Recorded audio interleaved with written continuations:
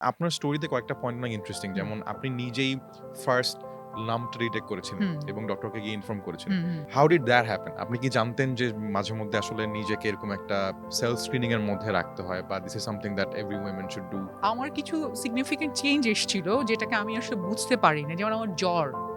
আচ্ছা। কিন্তু আমি বলব না যে হ্যাঁ, তখন আমি খুব অ্যাওয়ার ছিলাম, খুব চেক করতাম নিজেকে না। ওইটা ছিলাম না ২০০৮-৯ এর দিকে। We were also talking to a patient and she mentioned যে chemotherapy টাইমটা is probably the most difficult time as a patient. যাদের না হয়েছে, যারা কেমোথেরাপির মধ্যে দিয়ে যাননি তারা আসলে জানে Oh না। no.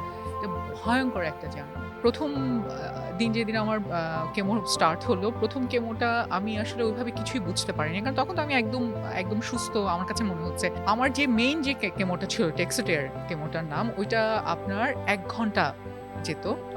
তো ওই কেমোটা যখন ১ম আমার বডিতে যায়, জাস্ট ১ সেকেন্ড ওর ২ সেকেন্ড আমি একদম আমার এক্সপেরিয়েন্সটা বলছি।